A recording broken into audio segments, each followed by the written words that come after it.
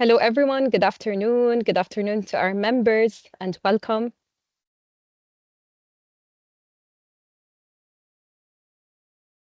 I'm just going to leave a few minutes to ensure everyone has joined, and then we'll start with the very interesting workshop on a topic that is really being talked about wherever we go, which is sustainable finance for the built environment. And it's going to be delivered by our members, Zuleima Sanchez, Director of Accuracy, and Yomi Lertowski, I hope that's correct, Associate from Accuracy. So thank you so much for preparing this. I had a look over the presentation, and honestly, it's really packed with so much information. So without much talking from my side, I'll leave it to you. So please go ahead.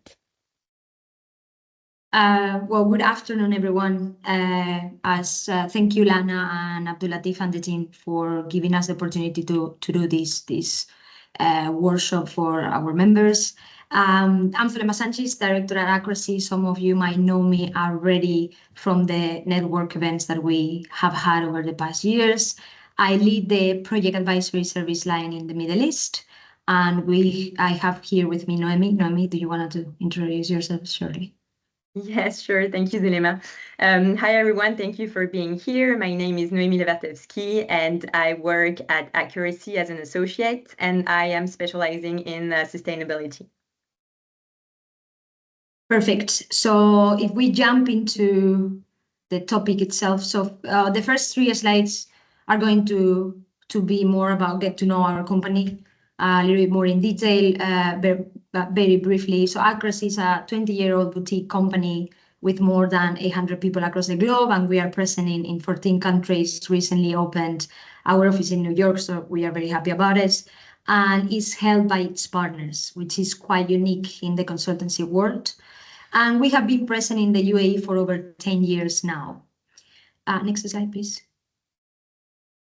We initially began as a boutique financial strategy firm, specializing in transaction and M&A services. And over the past 20 years, to be honest, this has become a globally recognized area of expertise for us.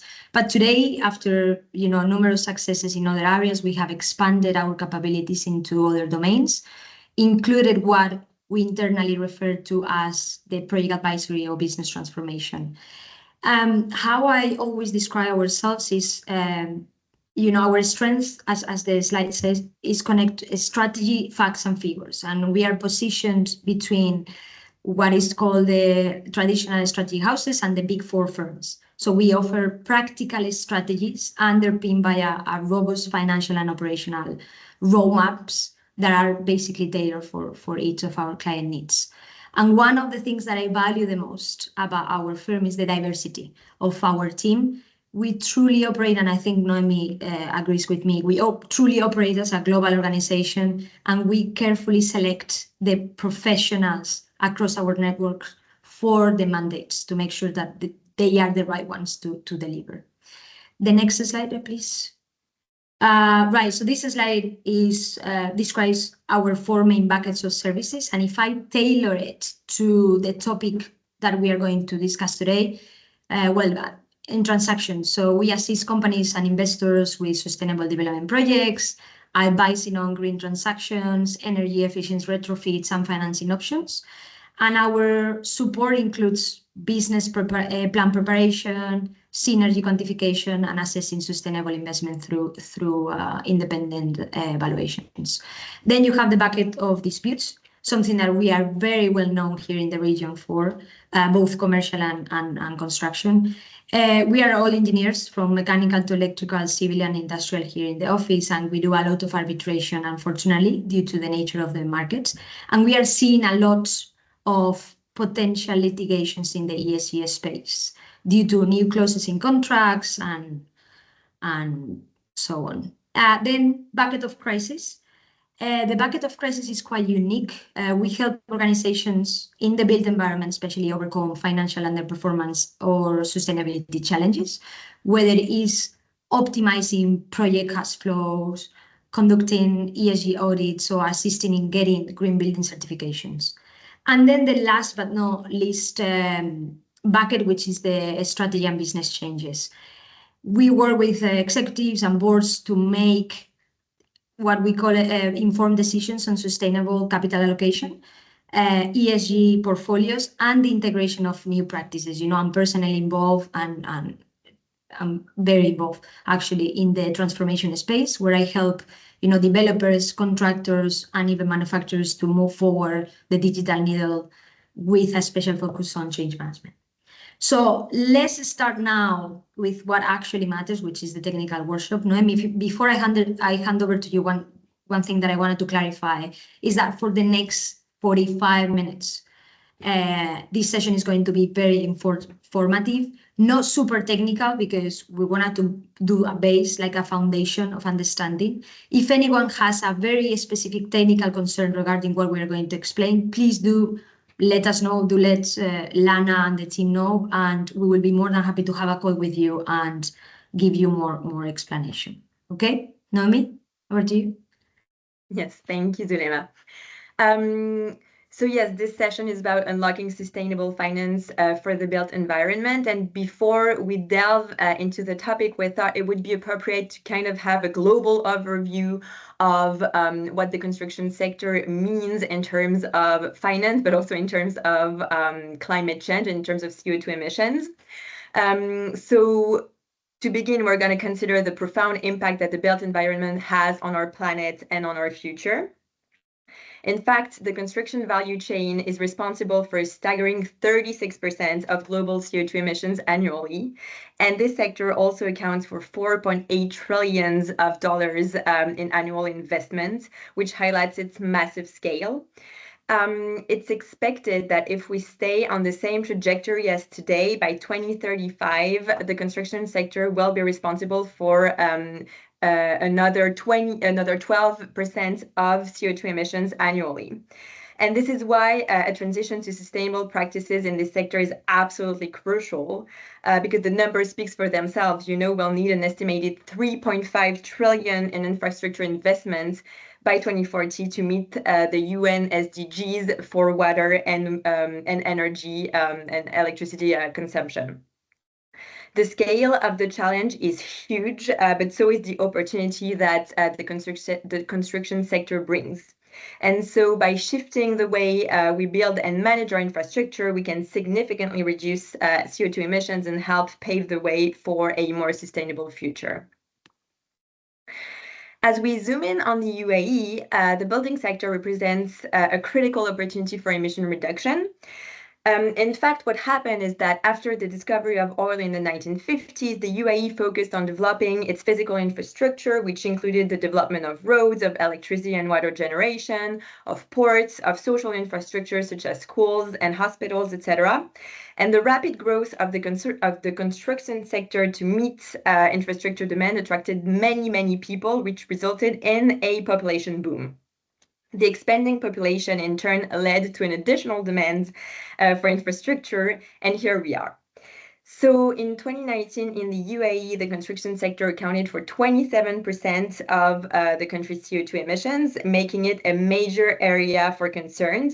It is the third highest emitting sector in the UAE, right after the power and water generation and in the industrial sectors.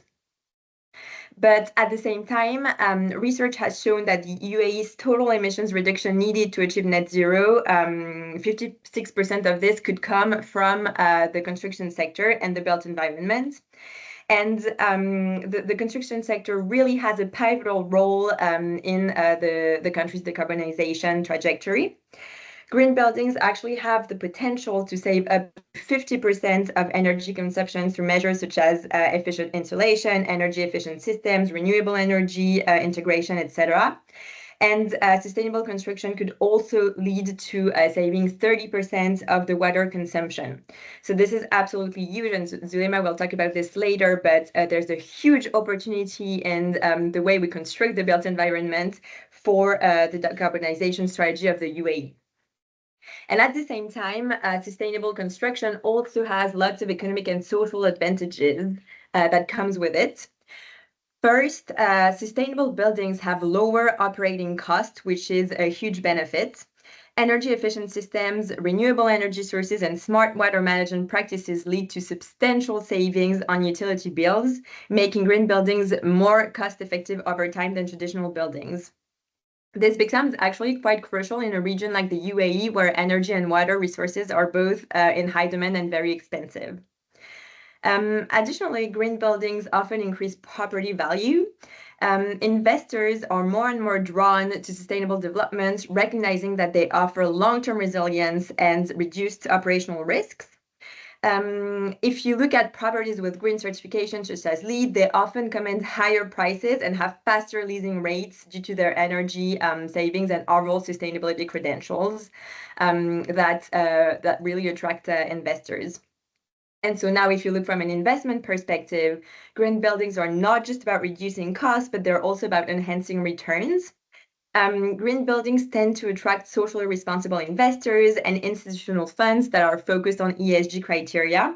And as ESG standards grow, buildings that align with these principles become more attractive to tenants. And so you have also tenants that tend to leave less, and you have less turnover in your tenants, making it something very stable. And additionally, there are lots of social advantages that come with green buildings. First of all, there's improved energy efficiency and air quality in green buildings that tend to lead to healthier indoor environment, which then translates into better health and well-being for occupants, which explains also why they leave less and you have less turnover in tenants. And finally, these buildings also contribute to broader community goals by creating more sustainable and resilient urban environments, which help reduce stress on local infrastructure, and they encourage resource conservation and support the UAE's ambition to become a global leader in sustainability. Now, if we put this in perspective with climate change and the climate transition targets of the UAE, what's interesting is that the UAE was actually one of the first countries in the region to ratify the Paris Agreement, and it has then advanced 4 increasingly ambitious nationally determined contributions. If we look at the UAE's broader sustainability goals, it becomes clear that building green isn't just beneficial, it's really highly essential to committing to the targets that the UAE set for itself. The UAE actually aims to reach net zero emissions by 2050 in order to respect the Paris agreements. And the built environment actually has a key role to play in achieving these targets. If you look, at the short and midterm targets, by 2030, the country seeks to achieve a 19% reduction in greenhouse gas emissions. And this is always compared to a 2029 baseline. The UAE said 2019 as its baseline year for the decarbonization trajectory. If you look at the targets for 2040, the UAE aims to have a 62% decrease in CO2 emissions, a 77% decrease by 2045, and then finally to achieve net zero in 2050. And, the path to achieving this is quite clear. The building and construction sector must embrace sustainable practices.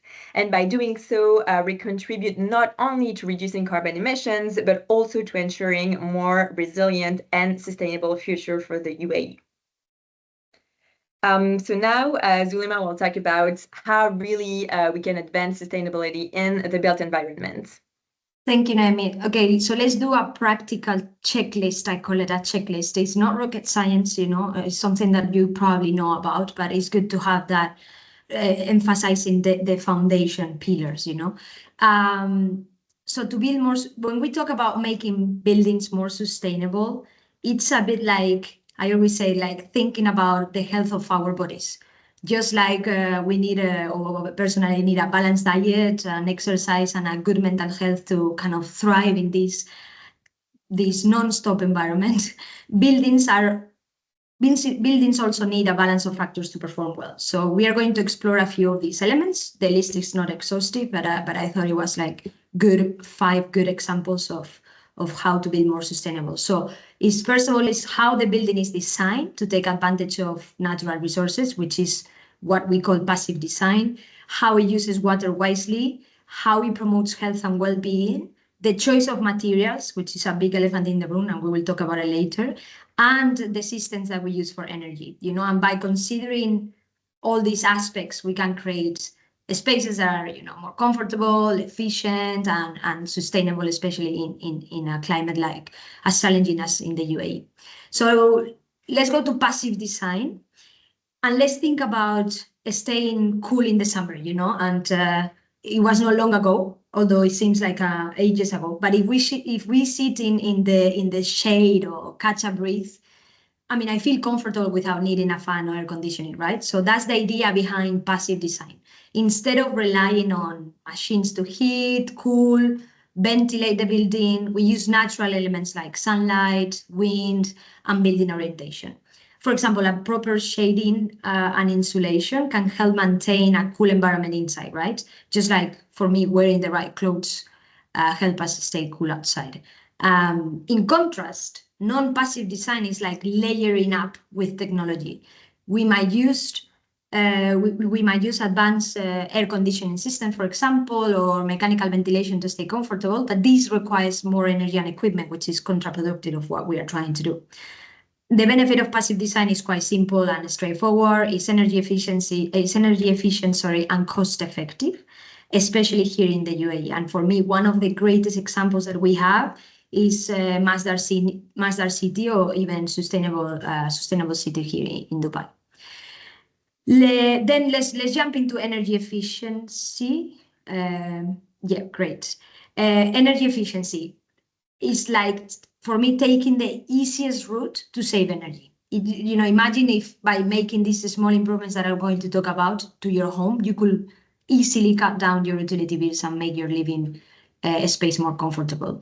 And for me, that's the power of energy efficiency, right? It's one of the biggest ways we can reduce energy demand and get closer to our net zero emissions goals by 2050. I just put some strategies that are, again, no rocket science, to get more efficient using energy. For me, the first one is we have the building envelope, which is like the skin of a building, you know. If it's well insulated and sealed, we keep the heat out during the summer and in during the winter. Again, no rocket science. Then there is the HVAC system. Think of this as your building's lamps. You know, if we optimize it with the smart controls and we keep it well maintained, the system should work efficiently. Then lighting. Lighting is another area where, for me, energy savings are very big by switching to LED lights and using natural daylight and motion sensors, which most of the universities, NYU Abu Dhabi is using it actually. We can brighten our spaces while cutting down energy use. And then integrating renewable energy like solar panels that allow us to produce clean energy right where we need it. Again, benefits of this strategy are very clear: lower energy bills, more comfortable indoor environment, and even an increase in property value, as Noemi was pointing out earlier. Then water efficiency. Water efficiency is water is one of our most precious resources, especially here in the UAE, where water scarcity is a real concern. In fact, I see on the news every now and then desalination plants popping up. They finalized the biggest desalination plant in Abu Dhabi, Taweelah, and now they are building another one. So water population is growing, and we need more water. So for me, water efficiency in buildings is all about doing more with less. And again, simple strategies that we can use, you know, installing low flow facets, so shower heads. We can cut down this water usage without even noticing the difference in performance. Rainwater harvesting. We can also recycle grey water from sinks and showers for not drinking purposes. And in fact, I'm going to promote here for free, you know, a technology that is picking up quite nicely. It's called Hydroloop. And I'm not sure if Alexander is here with us today, but basically collects the water from the shower and it uses it to flush the toilet. Because before, that water was going directly to, you know, disposal, and now we can reuse it. Again, many technology out there that can help us to reduce the water usage or use it in a more clever way. material, materials. So for me, it's my favorite topic, and it's not the simplest. We all know that the construction industry is one of the biggest consumers of natural resources, accounting for around, if I'm not mistaken, 50% of global material use. It also produces a staggering amount of waste, and with transformation we are tackling that aspect, but construction and demolition waste make up about 30% of waste globally. So for me, choosing sustainable materials is crucial to reducing the environment impact of our buildings. Recent innovations in materials are helping to change this. For example, the studies show that using locally sourced or recycled materials can reduce the embodied carbon of a building by up to 40%, which is massive. That means less energy is used to transport materials and less demand is placed on new natural resources, which at some point the earth will say stop, strategies, to tackle this.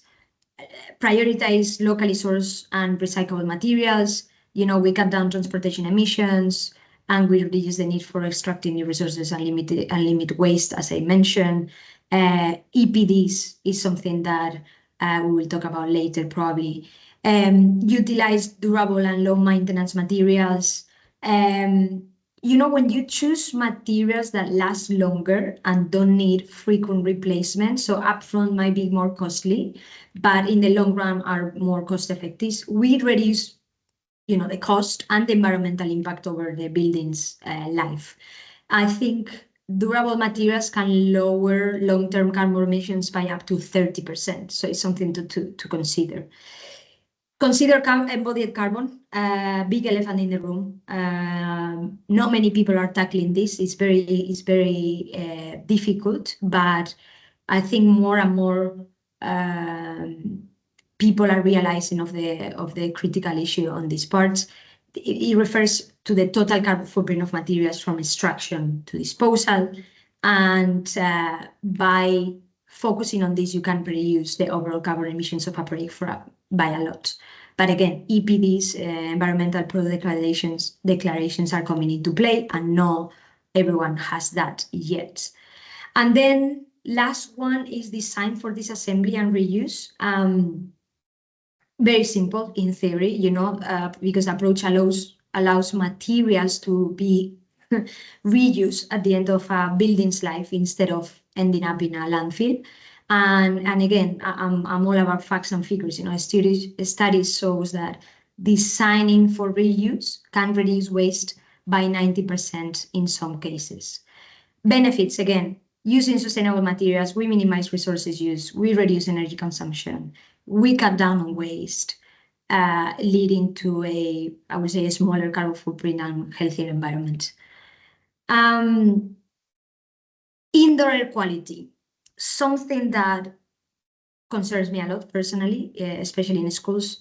I think indoor air quality is often overlooked and is vital for our well-being, especially in, as I said, spaces like schools, homes, and workplaces. I mean, I spend 90% of my time in buildings, probably, or here in the UAE especially.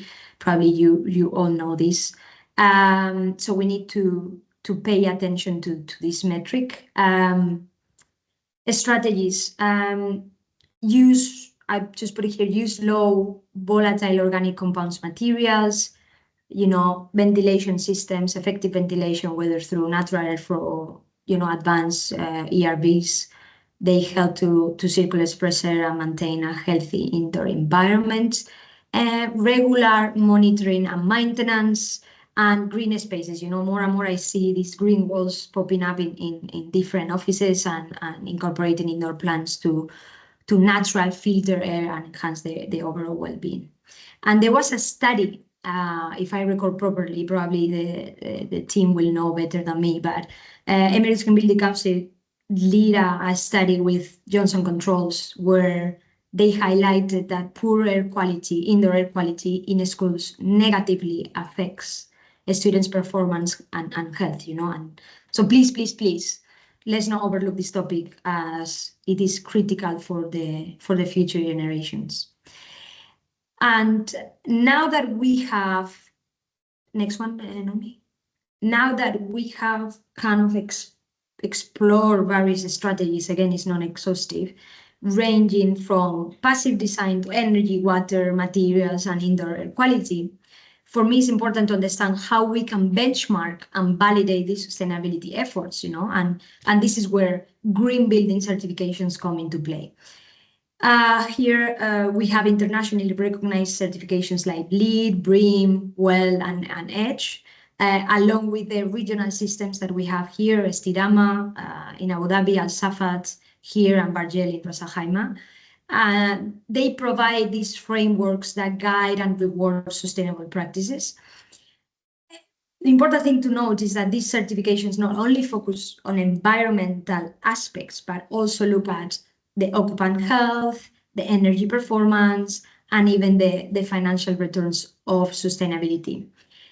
Each certification, we wanted to portray here in the slide is that each certification has its own unique focus and structure. And, from LEED and BREEAM, that they look broadly at energy efficiency, materials, site impact. WELL emphasizes, as it says, the human health and well-being, particularly indoor air quality and lighting. And EDGE focuses on creating resource-efficient buildings, particularly for emerging markets. I believe that EDGE is more from the Australia market. And regionally, obviously, we have Estirama in Abu Dhabi, Al Safat here in Dubai, and Bargel in Sharjah. These systems provide credits and levels that reflect the building's performance across several categories, and they come with varying fees based on the scope of the project. And again, this is just something that we wanted to put in one slide for you to know. I'm not going to go into more details here because we have a lot to cover, but please, I will say, do engage with a company that helps you to understand where you are in the journey, how you want to get there, both financially and operationally, because a lot of people look at, okay, well, to get the certification, I need to do X, Y, and Z, but what does it mean for me in terms of business? How much do I need to spend and how I'm going to see the return of investment? That's something that I wanted to highlight here. Next slide, I'm not sure if it's me. Yeah, perfect. How to finance green buildings. Great. Yes, because thank you, Zulema. So now that we have identified the characteristics of green buildings, you may wonder how we actually fund them. In this section, we're going to go into the different sustainable finance instruments that could be used to finance the built environment. We are going to look at a broad context of sustainable finance in the UAE. So let's dive in. So before we delve into the different financial instruments, we are going to look at key figures because you may have noticed it by now. I like key figures. So according to industry representatives, access to green finance is the second most important key factor to building green. And this is just after policies and regulations. Policy and regulations is actually the first key lever. But at the same time, 60% of the sector stakeholders have identified the lack of access to green finance as one of the biggest challenges to access suitable funding for a sustainable built environment. There are many reasons to this. Sometimes it is that sector stakeholders might not really understand this rapidly evolving landscape. Sometimes is that it requires reporting. Sometimes their project don't fit. So there are lots of reasons why the access to green finance could be hindered, and we're going to talk about this later. But the UAE financial sector has committed to mobilizing 1 trillion dirham in sustainability finance by 2030, which makes it a true transformative opportunity for the construction industry. And as a result, the UAE represented 30% of the region's green bond issuance in 2023, but we're going to talk about that more in detail later. So I think what's key to understand kind of the different instruments in sustainable finance is to understand that there are two types of sustainable finance instruments. The first one are sustainability linked, whether they're bonds or loans. They're instruments where the financial or structural terms can vary depending on whether predefined sustainability targets are met by the issuer. These bonds or these loans actually incentivize companies to meet their environmental goals by directly linking financial outcomes to sustainability performance. So this is more about a company changing its own internal sustainability performance or strategy. The type of sustainable target that could be linked to a bond or a loan are, for example, the decrease in CO2 emissions. It could be for a building, it could be the use of material, like you need to use a certain amount of, let's say, recycled material, or it could be the end energy efficiency of the building, or it could be, you know, the reuse of the renewable energy in the entire energy mix.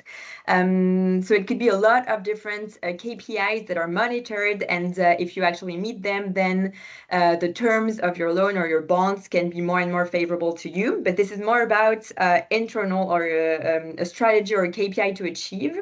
And the second type of sustainable finance instrument that exists is the use of proceeds, bonds, or loans.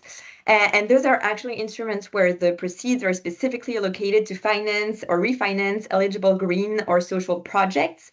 So those instruments are more linked to a project which is green or which is sustainable in itself, more so than about a KPI to achieve or about a sustainability strategy or performance of a company to enhance. And one of the questions that come back really often when we talk about sustainable finance is why? Why would issuer and investor use sustainable finance tools instead of regular tools? And I think it's quite key to understand that sustainable finance instruments actually bring a lot of benefits, both from an issuer and an investor point of view.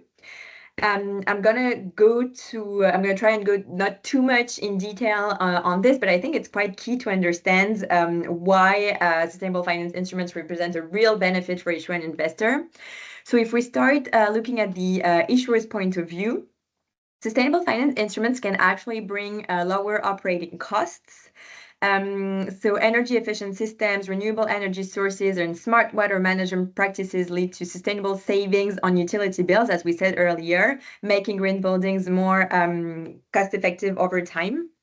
Sorry. I mean, so one of the first strong benefits that come with the issuer is the access to new capital, and because buildings are more effective over time, you know, issuer are quite drawn to this type of instrument. Issuers of green finance gain access to a growing pool of sustainability-focused investors who are looking to fund environmentally and socially responsible projects. And it actually tends to broaden the investor base beyond traditional capital markets, attracting ESG investors and funds that prioritize ethical and sustainable investments. Another reason why issuer may turn to sustainable finance instruments is the lower cost of capital that they offer. Because there is high demand from ESG conscious investors, issuers of green instruments can often secure financing at more favorable terms, including lower interest rates compared to conventional instruments. And sometimes issuer may also benefit from government incentives and subsidies that further reduce the cost of capital for their projects.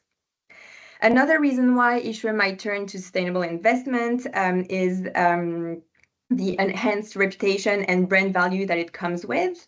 Actually, issuing green finance instruments really enhances the corporate reputation of companies or other entities by showcasing that they're truly committed to sustainability and environmental responsibility. Then it also really shows alignment with sustainability goals because issuing green instruments hence helps organizations meet their sustainability targets. This is especially true if we look at sustainability-linked bonds or sustainability-linked loans, for example. And it actually demonstrates that corporate responsibility can contribute to meeting carbon reduction and renewable energy targets. So this is quite key. And last but not least, and this kind of touches upon all of the previously mentioned points, but issuing sustainability linked loans or bonds or other types of sustainable finance instruments actually lead to long-term market differentiation because companies that issue green investment can position themselves as market leaders in terms of sustainability. And this is key in sectors like real estate, energy, infrastructure, where adopting green finance can actually give issuer an edge in securing future contracts, partnerships, or any types of regulatory advantages, for example. Now, if we turn to the investor's point of view, there are also tremendous benefits from the investor point of view to invest in sustainable finance instruments. The first one, obviously, is stable and attractive returns. Green finance offer stable returns, which could be similar to traditional bonds, but the slight difference is that investors can actually achieve just equally stable returns while funding projects with a measurable positive impact on their environment or on social goals or any type of sustainability goals. The second reason why is to show alignment with the ESG impact and goals, just as issuers would do. So investors can actually prioritize factors, ESG factors, when they decide to turn to some project to invest in. The third reason is actually quite key. It's reduced risk and regulatory compliance.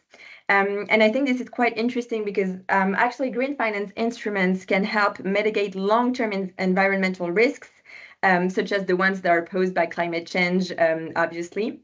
And by investing in energy efficiency, in green infrastructure, investors actually reduce their own exposure to transition risks, which are associated also with regulatory changes. So I think that in the near future, this is something that investors are really going to look at more and more because there is a lot of stranded assets or assets that are becoming stranded assets as a result of climate change. And investors, of course, really want to avoid the risk of investing in something that is going to become a stranded asset. And at the same time, there's more and more regulatory, a broader regulatory landscape that leads investors to have to be more and more careful about the type of asset that they invest in. And because green assets come with a lot of regulatory reporting, at least you're sure that you're aligned with the regulations. Another reason why investors may choose sustainable investments is the growing market and diversification. In fact, and we're going to look at some numbers, the global green finance market is rapidly expanding, and it offers investors an opportunity for diversification in their portfolios. Finally, just as for issuers, for investors, investing in sustainable projects brings positive brand association. And so investors can actually benefit from improved public perception by allocating capital towards a project that is sustainable, whether it's green or has a social advantage. And this is something that obviously investors are more and more attracted to. So, kind of the same way that Zulema talked about the characteristics of green buildings, we are going to present different kinds of sustainable finance instruments. The list is non-exhaustive. We kind of decided to speak about the instruments that are predominant in the market and also with a focus on the UAE region. So the first instrument that we wanted to talk about are green bonds, and we're going to see that with numbers more in detail, but green bonds really is the most established form of green finance. Green bonds are actually used to raise funds specifically for environmental projects. So if we talk about the building sector, for example, this may mean financing energy efficient infrastructure, renewable energy installations, or sustainable retrofits, for example. Green bonds actually allow developers to tap into capital markets and access funding at competitive rates. And with green bonds, investors also benefit from transparency and accountability because green bonds come with associated mandatory reporting. And so that is what I was talking about earlier. At least you know that you're in line with the regulatory changes and you're up to date with the requirements.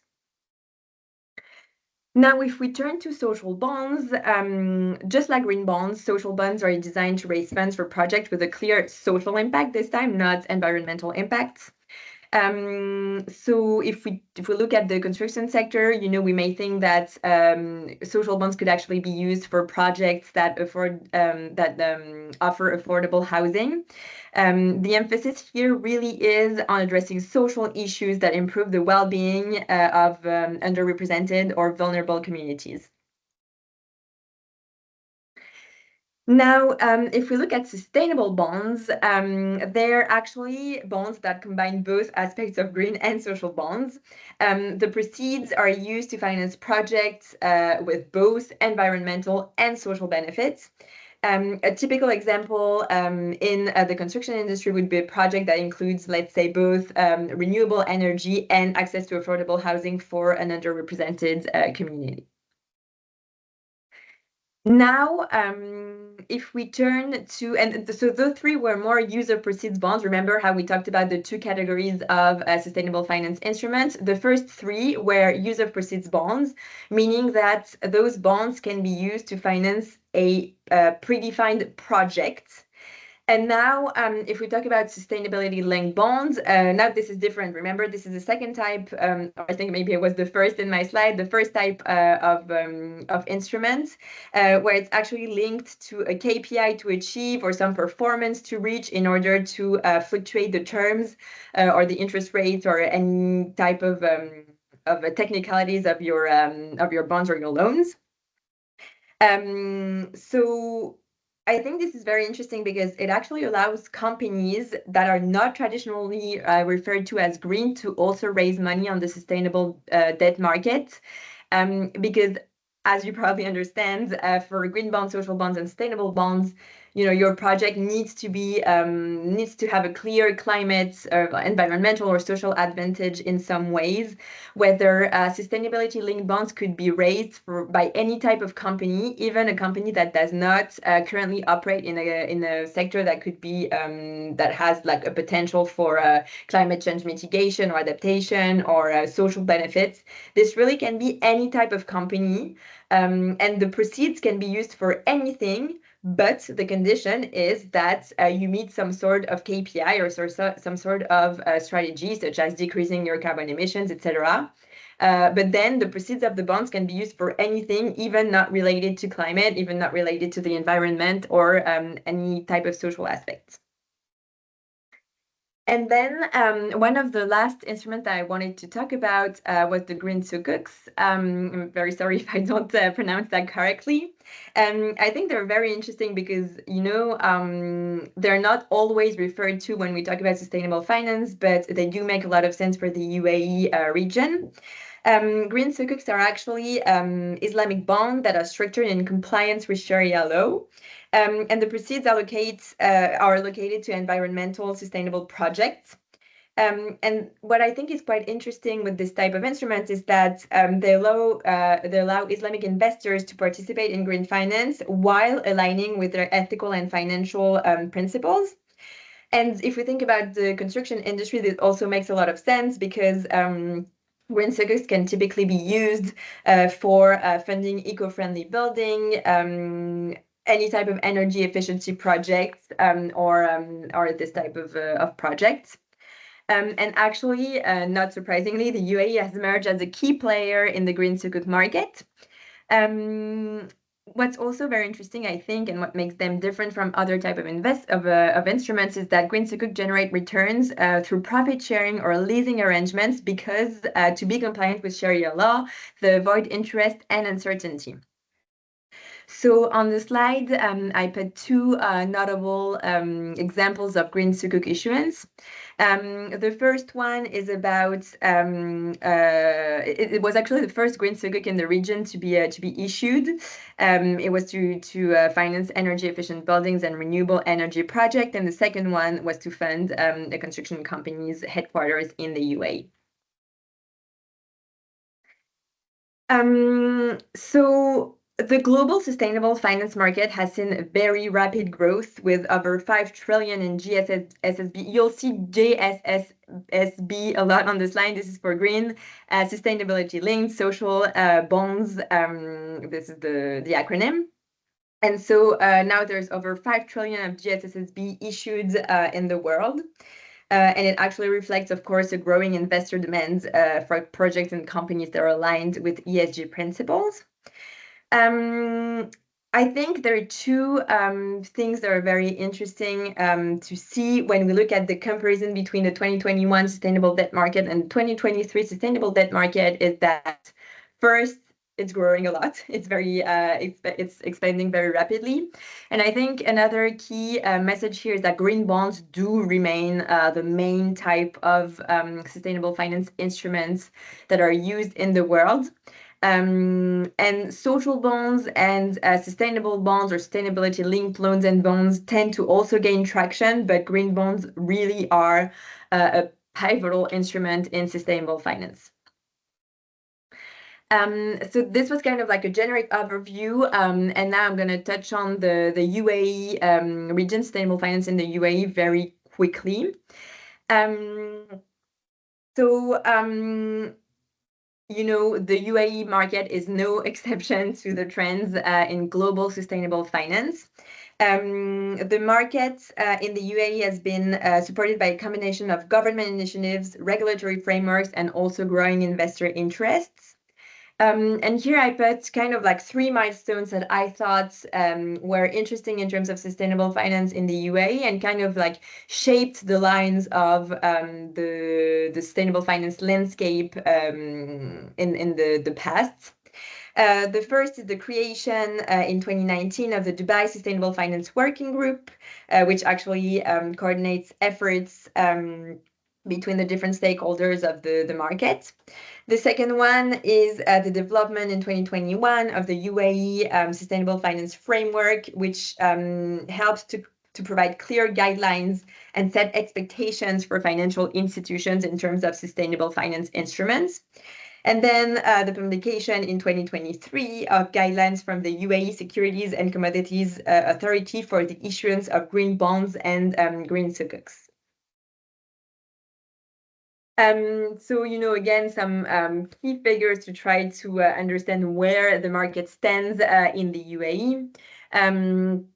I think, you know, what's interesting is to note that the Middle East GSSB issuance reached almost $20 billion in 2023, which is quite huge, and it shows like a very rapid expansion. And also in the region, Saudi Arabia and the UAE account for the majority of those issuances. And green bonds, just as in the rest of the world, remain the most notable instruments in the region. And the research shows that the market should continue to increase in the coming years. We see no reason why the green bond market would kind of like decline over years. So we kind of expect to see more and more green bond issuances in the world, but also specifically in the region and in countries like India, China, etc. So here I put kind of like the most notable green bonds or sustainable finance instruments that were issued in the UAE in 2023. And again, I think there are two kind of key messages from this. The first one is that if you look at the type of instruments, there was only one sustainability bond and all of the rest are green bonds, which really shows again that green bonds are a key instrument on the market. And I think another interesting information is that if you look at the use of proceeds, the second one is green buildings, and you see that almost all of the instruments, the green bonds or sustainable finance instruments that were issued in 2023 in the UAE were used to finance some sort of green building projects or energy efficiency. Which tells us actually that sustainable finance instruments are real assets, are real tool in order to be able to fund a sustainable built environment in the region. And finally, as we kind of explore the path towards financing a sustainable built environment in the UAE, it's still essential to acknowledge that there are key barriers that may sometimes hinder progress. The first one is the lack of harmonization. It kind of touches upon what Zulema was saying earlier, when she was showing the table of the various kind of certification. One of the main challenges is actually that there is a lack of harmonization in sustainability standards, as you may have seen from that slide. Sorry to cut you in. So for me, one of the biggest challenges is the fragmented approach. Some projects adhere to the international standards, as we said, LEED or BREEAM, and whilst others follow this local system like Estirama or Safat. So for me, this lack of harmonization makes it difficult for investors and financiers to evaluate the project uniformly, like leading to inconsistencies in assessment. So. Yes, exactly. What becomes really hard is to actually compare the different types of projects for investors, because they don't always have the same KPIs or the same type of reporting, etc. Which actually leads to the second kind of barriers to green finance for the construction sector, which is the data availability. Actually, investors and developers need access to comprehensive and transparent data regarding, let's say, energy usage or water consumption or any type of sustainability metrics that are associated with green buildings. And without this information, it actually becomes very challenging to assess the financial viability or, the kind of like the sustainability performance of green projects and measure their actual impact. And especially, Noemi, banks and financial institutions, they are often find it hard to monitor the performance, as you said, of the building itself, and it's challenging to build confidence in the long-term returns of these investments. So that's why data availability for me is one of the significant barriers here. Yes, exactly. And then a third barrier that has been identified is the risk return and kind of like pricing the risk return of sustainable buildings. Because actually many investors remain skeptical about the financial performance of green buildings compared to traditional developments. And the skepticism often stems from perceived higher upfront costs and uncertainty, which is true. Sustainable buildings do have higher upfront costs. And investors tend to believe that there's uncertainty regarding future savings or returns on investments. But for lots of reasons that we don't have time to touch upon here, but one being, less risk, less decreased bills, etc. The long-term returns are often higher with a sustainable building than a regular building, obviously. But so risk return and the uncertainty about the risk profile of those buildings may be one of the key barriers to unlock sustainable finance for the built environment in the UAE. And now, Zulema, if you want to talk briefly about how. Actually, I prepared the key barriers, but you did it so well. So good. Do you want to maybe? No. If you want to come back on it. No. Good. I was testing you, so very good. Right. So accuracy support. This is the last slide, and it's more like a commercial. For me, it's like we do have the construction expertise. We have been on the field for many, many years. We are very strong in this domain. We do have the financing background, the financial background, as I said earlier on at the beginning. Accuracy's root is finance purely, and then we have the kind of the ESG, more the governance and the ethical umbrella, covering these two main pillars. So whether you want to access to green bonds on sustainability linked loans, or upgrade your buildings to become more greener, please do get in touch with us. We will help you and we support you through the journey, both operationally and financially. And that's it from our side. Just an hour, actually. No, I don't think we have more slides, right? Lana, sorry, we're I done. told you, I Yeah, warned you that I we mean, speak it a lot. was So really nice. I wish we have more time, honestly. This is very, very interesting. And I know we have 5 minutes left till we close, but I mean, we can stay here. Whoever wants to stay here to have a discussion, unless Accuracy need to go. So we open the floor for discussions with the members.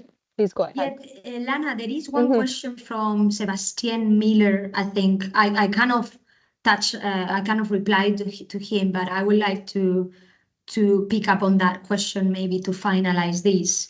The Sure, go question ahead. is, one issue is where developers that look only at CapEx but don't care so much for OpEx.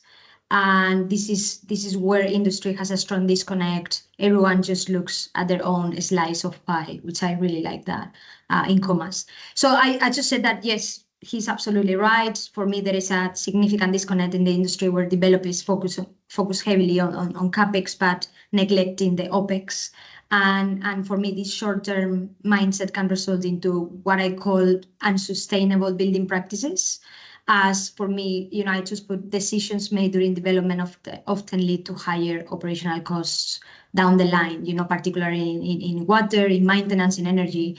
In a sustainable finance context, I will say that this disconnect is problematic because it fails to capture what we call the life cycle cost of a building, which is critical to achieving the long-term sustainability goals. So develops might opt for cheaper, less sustainable materials or system to reduce the capex without considering the OpEx implications, like higher energy consumption, maintenance, water inefficiencies, etc. What can be done, from a humble point of view?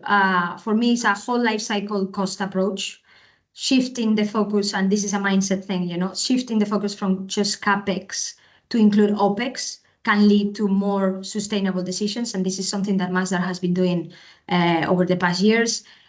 For me, developers should collaborate with the stakeholders very early on because they dictate the rules. I call it the rules of the game, ensuring energy efficiency systems, durable materials, and renewable energy integration as priority. Green leases, agreements between, like landlords and tenants that focus on sharing benefits for, of energy efficient upgrades can align CapEx and OpEx interest. And incentives, for me, this is a big one that we are trying to push in the region. Governments or financial institutions can offer incentives, and we are working with financial institutions to make it more attractive for green bonds or tax breaks. So for developers that demonstrate a commitment to reducing both capex and opex through sustainable practices, this can be a thing to consider. Sorry, and I think enough. Any more questions or discussion points? I don't know if the members, they have more questions, but again, please do get in touch. We do have a lot to talk about and to cover in this topic. For me, Lana, suggestion, embodied carbon should be your next technical workshop. I think it's a big topic to tackle and is one of the main contributors to decarbonized construction. Please, again, do get in touch with us. Happy to get a session, a coffee, a walk on the beach, when weather gets better. And discuss this, which basically we do need to collaborate between all of us to push the industry forward. Alexandre, I just see you. Hydroloop. He's the guy that I was mentioning. You cannot talk. You can. Okay. I can. I was listening to everything. I said I was driving, so I couldn't really get going. But thank you for mentioning us. Thank you for remembering water. One thing that I wanted to add, and it's a little bit outside of the realm of your presentation, is the green finance or sustainable finance to the end consumer. So on consumer finance and mortgages to the end user is, at least for us, because of the nature of our product, is very interesting. And there are a couple of banks that, well, at least one that comes on top of my mind, that it's actually going to that level, to offering green mortgages to people who are going to buy property with sustainable elements, but also specific consumer finance for devices or let's say upgrades to the property, which I think is also quite interesting because you bring that down to the consumer itself. Anyway, that's my thought. Super. Lana, Tim, Abdulatif, I'm not sure if you're here yet, still or not, but thank you so much for the opportunity. Sorry to interrupt you, Zulema, but we have Khalid Bushnaq raising his hand, so he might have a comment or a question. Khalid. Yes, hi. Hi. Thank you very much. This is a very interesting subject and has been always on everybody's mind in sustainability. I have first 2 questions for Lana or Abdulatif. Do we have any developers attending? In this meeting, I really don't know. Masdar City is here. Yeah, Sebastian is here from Masdar City. Very good. And any financiers? He's testing you, Abdulatif.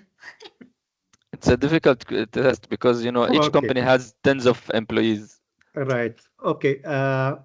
Really, the point I want to make is this is a very important subject for EGBC, and we are forming a green financing